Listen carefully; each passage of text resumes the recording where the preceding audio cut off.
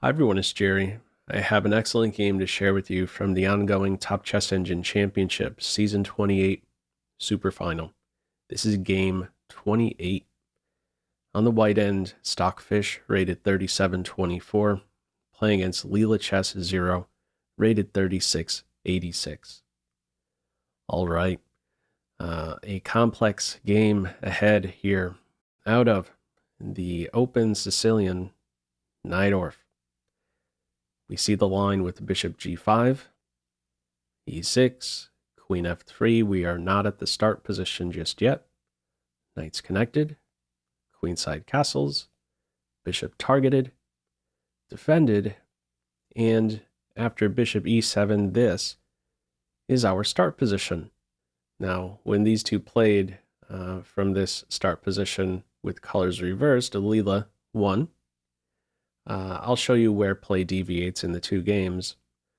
The first move of this game is a move no human has played before from this position, at least according to the Lichess Masters database, and that is g4. Why is g4 not played by any human? Okay, I guess this is one of the main reasons. You're going to be down a pawn shortly. And that's how it plays out in this game. Knight e5 landing a fork, queen backs off, knight takes g. You're down a pawn. Follow up here is bishop e2. What do you do about the threat on the knight? It's important to include h5 here. That's what we see. If the knight backs off, this position here is already considered winning for white. This is a very small investment, just a pawn given up for wonderful activity.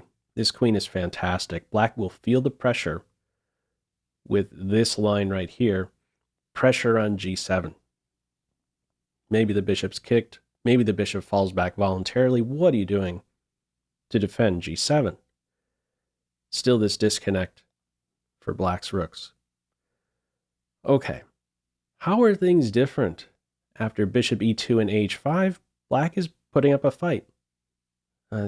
Controlling g4. Knight is kicked again, but now it is back to g4. This is a hole. Now, I've seen this with multiple engine games. It's a deep idea. You've not only given up a pawn, you've planted a pawn in your opponent's house, and that post here, this post here on g4, is a forever home for this knight. But somehow Stockfish plays it here in a way where it's like, this knight doesn't even exist. I'll just work around it. No big deal. From here, we cover a square. This rook lift, I really like this rook lift. You're watching over a knight jump, but there's also these lateral options one day towards the queen side. From here, bishop d7, this is where play deviates with the two games when Stockfish had the black pieces. Stockfish continued with queen c5 here. All right, Leela playing bishop d7, follow up king b1, queenside castles, bishop f3. I already love this setup here for white. It's battery formed, ready to be unleashed, and we see that straight away with e5, king b8, e5 on board. Even though it is covered 3 times, battery opened up here. Black's continuation is with queen c7. Now what's happening if you chop away on e5? If you take with the queen in this position, b7 falls. If you take with the knight, it's attracted to this pin. Maybe a later capture on b7 or even g7, very dangerous to take this pawn on e5 with the king on b8. So black plays it in the following way. After e5, queen c7 to cover b7. Follow up, rook e1. Last piece activated, supporting the center. Why not the capture on f6? Well, you're going to lose the piece back shortly. Bishop is stuck. So the tension remains here. Last piece activated. Black plays rook h to e8 here. Similar story going on if black chops away in this position. Same move, bishop f4. If bishop d6 to try and hold things up, you don't have knight b5. This is covered twice, trying to get that fork, not quite working. But what white would have here is knight f5. And this is top. And pawn takes knight. There is rook captures bishop. Queen takes rook. Bishop captures knight. Pin and win of the queen. So still too dangerous in this position for black to chop away on e5. Rook h to e8. Queen g3. Now you can't even successfully take the pawn. Supported. Follow up bishop c8. Rook's doubled. And from here d5. Now if we revisit the capture on e5 with the rook on d1 rather than e1, it's still going to be a problem. Favorite move to put on here, bishop f4, bishop d6 in this position. Now with the bishop on c8 rather than d7, this is where you can see knight d to b5 surface, breaking down the dark squares, piece sacrifice, and everything is collapsing on this diagonal for black. So it remains a very dangerous pawn to take on e5. We have this one shut down with d5. Okay, look at how quickly Stockfish now readjusts. The queen no longer necessary to reinforce e5. It is rock solid with the f4 pawn. The queen backs off. And it's a position like this, you know, when I did my initial scan through the game, I got to this position, I think, okay, this queen is functioning like a queen, in part like the bishop here, controlling the knight, and then some. The knight still does not function in this position. From here, we have knight d7, dark square bishop exchange. That was the very active bad bishop being exchanged for the good bishop. This could be a nice outpost one day for a knight. How do you get there? Tricky. Let me throw this position to you as a pop quiz. How would you continue? Feel free to pause the video. Okay, I had to let the engine, Stockfish 17.1 that is, sit on this for a bit before it actually came up with this next move. I think it needed to reach depth 35 before it actually showed the following move. We have here the most committal move you can make in this position. We see now b4. Okay.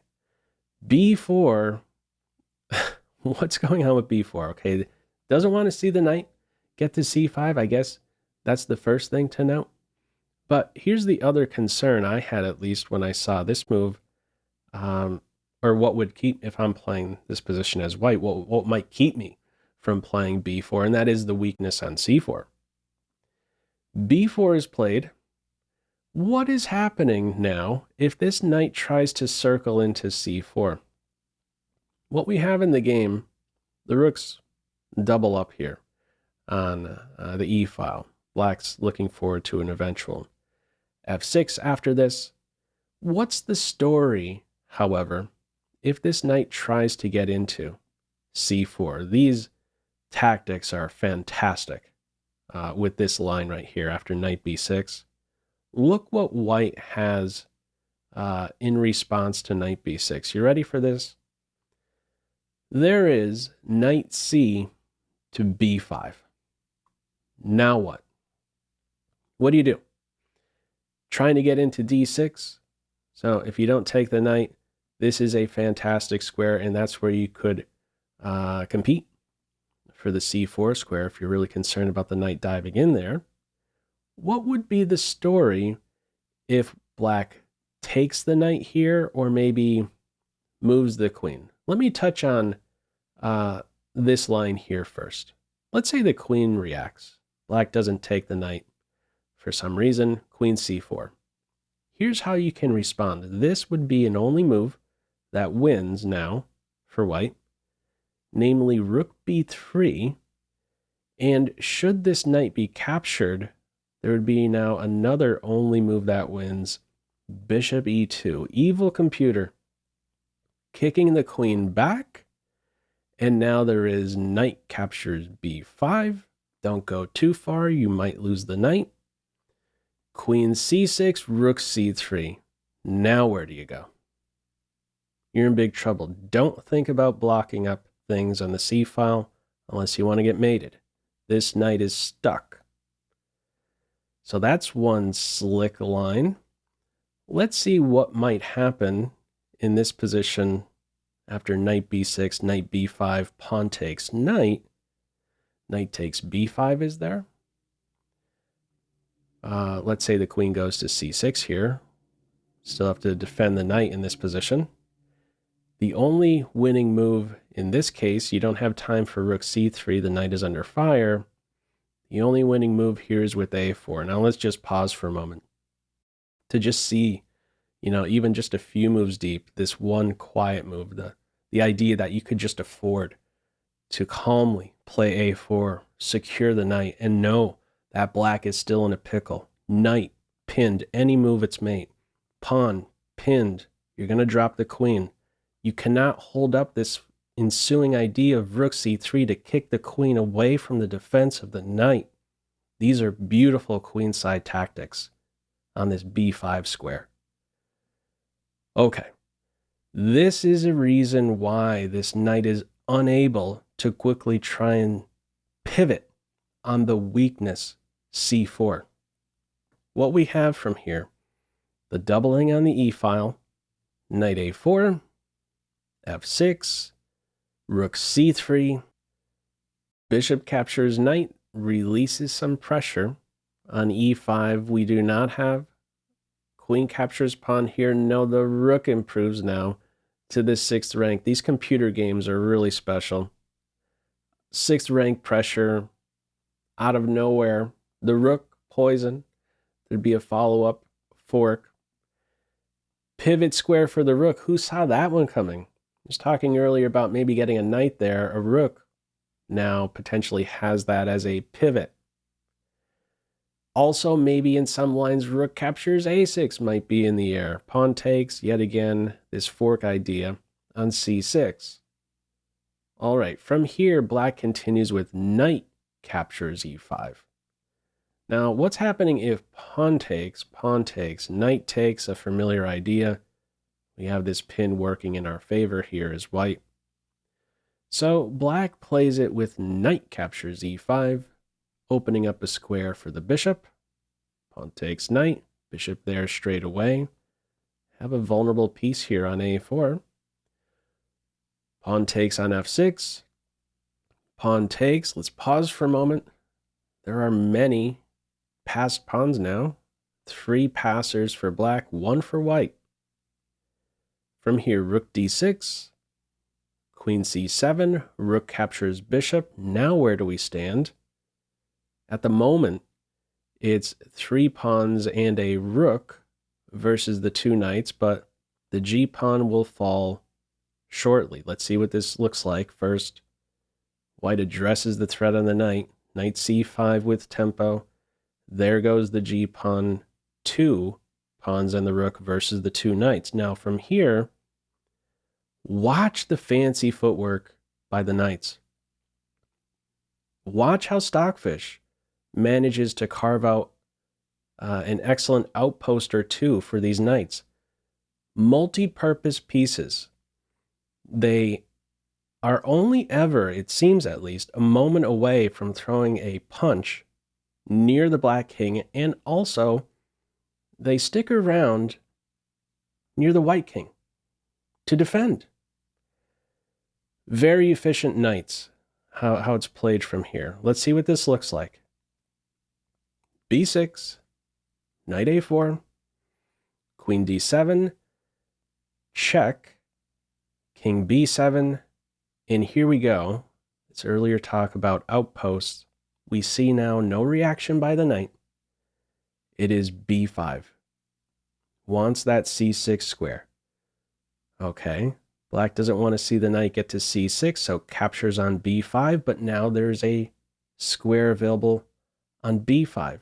Knight c3, e5, knight captures pawn, d4. Black's pawns are rolling, But this here is about as far as they're going to get. This is not a threat. There is a pin here. White has time to secure this knight. A4. From here, queen c6. Now this is a threat. Now the knight moves, and it can move in the forward. Knight e4. Poison knight. There is a fork on d6. From here, rook d7. Covering the jump. Let's control the pawns. Can't even get rolling with them. These two passed. They're stuck though. Everything is under control here for Stockfish. Rook improves. Follow up rook f8. Nice try. You're looking to get in f5. That's stop cold. No pawn move. No pawn move. What about this guy?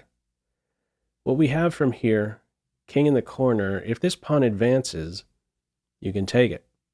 And if rook captures pawn, how's that for a flashy move? Knight c5. You're on the rook twice, no time to take the knight. Maybe a possible check on a6, c7. These knights are going to find something exciting to do with such a line. Not a good path to push, to break with d3. Instead, king a8, king b2, rook c8. Got to cover the pawn. Okay, mission accomplished. Perfect arrangement. How do you break down white's position? There's 1 point here to watch over. c2. You got c3 covered more than once. Queen c4. Okay. There's a check potentially on b4. King c1. Now, rather than king c1, why not queen captures rook? It would be a draw. Let's see what this draw looks like. If queen captures rook, queen b4.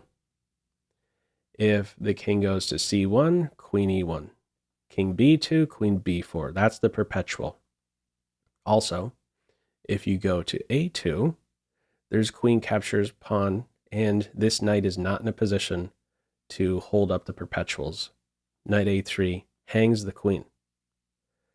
So, there is no time for white in this position to swipe the rook. We have instead king c1, queen b4 now no longer hitting with a check. Follow up, rook g7, knight d2. Now, if you swipe this pawn, you're lost. If queen captures pawn, this is too much. Have a check, there's no blocking on f1. King b2, this is trouble. This is leading straight to mate. So I'll just take it as far as this. Next up, put the majors on the A and B file, and that's going to be mate. So the F pawn in this position, poison. From here we have knight d2, queen hit, follow up queen c6. If black goes in for the check in this position, the knight is going to save the day. The king can move, follow up check. There is a block on b3. So what we have here after knight d2, queen backs off, king b2, rook e7, knight b3. These pawns could still go nowhere. d3, queen captures pawn. e4, pick your favorite knight to capture the pawn on d4. Rook g7 from here. How to improve? How to mess with black's coordination in some way? Well, there is one very dangerous pawn that white has, and it now starts to roll. Eventually, this pawn will make black off balance. Let's see what this looks like. Rook h8, queen h3. Another detail here, rather than this h5 move, let me point out, if you swipe the pawn in this position, first of all, do you want a queen exchange? Forget about the win of material. Do you want a queen exchange as white? No. Neither king is feeling completely comfortable here, but throwing each under the microscope, it's the white king who is safer because of the knights near the king. Wonderful pieces. So what would happen if queen captures pawn, queen exchange, this? This here would be a problem. Rook g2. And you don't want to have to even think about trying to defend with throwing the knight in the corner. Plus there's an ensuing d3 there, taking advantage of the pinned pawn. Not the way to play it. It's important to keep the queens on and find a way to coordinate. Just kind of big picture train of thought here. You're just trying to, as white here, find a way to coordinate your queen with this knight. What would make life easier? What would make that more likely to be the case? Let's see. h5, rook h8, defensive h5. Okay, this is a different arrangement. Now we're ready to swipe that pawn with the rook and keep the queens on. No time to take here. This would be an off-the-charts active rook. You don't survive this. Getting to the back rank potentially after that. Big problems for black. What we have is rook f7, queen g1, follow up from here, black back to forming the battery. What happens if black takes on h5? Simple enough, queen g8, immediately taking advantage of the weakness of the back rank. Land a check, pick up the rook. As it stands right now, black is covering a lot of squares here. Ranks 7 and 8. However, if white could manage to get one rook off, that's an environment where you could see the queen much more easily connect with this knight on b5. There is a square here on a7, so if the queen could establish herself on the 7th rank, that's going to be difficult to handle. Now, one other move I tested out after queen g1, rather than this doubling up. What are you doing if there's this push? Well, this is where we could see the 7th rank be an issue for black.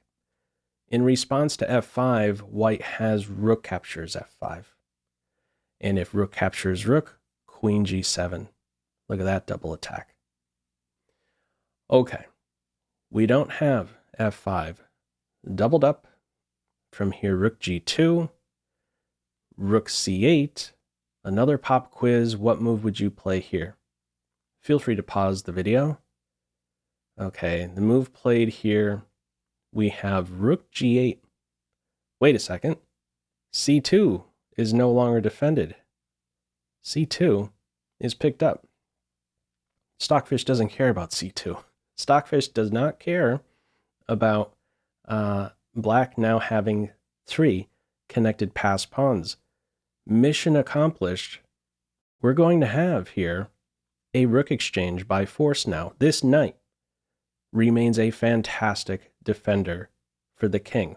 In a way, this queen being so close to the white king, it's out of play.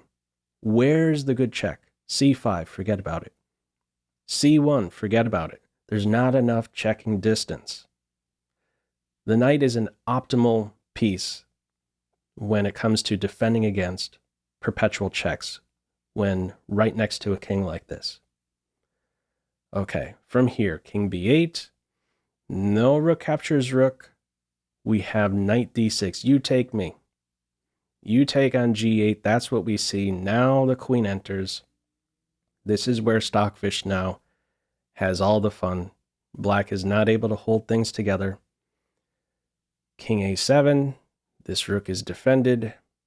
Follow up h6. This pawn is poison. If rook captures pawn, we would have queen g7. Check. Not with the idea to win the rook. Could do better. Eventually giving mate on b7. Knight controlling the fianchetto square. So we have rook d7, knight check, and now a5. Look at how disruptive. No time to move any of your passed pawns. It's like they don't even exist. Earlier I was talking about the knight. Not really. Stockfish playing as if the knight on g4 didn't exist. Now it's like these pawns don't even exist. If you try to move one of the pawns in this position, let's say d3, in the game we have the capture. let's say d3, this is the idea. If you don't do something about this a pawn, you could see a6. The point being, if king captures pawn, queen check, rook blocks, chop, queen takes knight, eventually there is queen a4 mate. Got all the squares covered there. So the reaction to a5 is pawn takes knight and no recapture straight away. Once this capture is there, these are now holes. The knight cannot chop straight away though. If you do, king b6 is a double attack that is only good enough for a draw. So the move we have here is queen e6. This pawn can wait. There's no way to defend it. Now, once the knight does arrive on a5, there's no stepping up. Queen's cutting off this idea. So from here we have king c8. Knight improvement with check. White continues to have all the fun at this point. Still no good checks for the queen. Also white preoccupying black here, throwing punches left and right, mating one threat. Rook b7, all right, possible mate on b3 if the queen goes too far. Of course, that is not going to happen. White on move now, landing a check, another check, another check, and where do you go? From here we have king c6. If king d7, we would have queen f7. This is one winning path at least. And from here, you have to defend the rook. If you go to c8, however, queen e8 is mate. And if king c6, there's now knight captures a5 with the fork. King captures knight, queen captures rook next with check. That's a winning position for white, still with the dangerous h-pawn around. So in this game, what we have in response to the knight check is king c6, and we can see now this is going to be clearly winning for Stockfish. We have a check, a skewer, queen down for the count, and from this point on, just the mopping up phase of the game, leading straight to mate with two queens. What a fantastic game this one was. Really love this game, really love the ending to this one. These knights in particular with this imbalance, how these knights, even without that pawn there, how these knights were multi-purpose pieces, great defenders and clearly great attackers in this ending, especially once that one pair of rooks came off the board. That's where the knights really started to shine, really started to pounce in the position. Anyhow, your thoughts with this one, feel free as usual to leave any feedback to this video in the comment section below. Hope you enjoyed it and maybe took a thing or two away. That's all for now. Take care. Bye.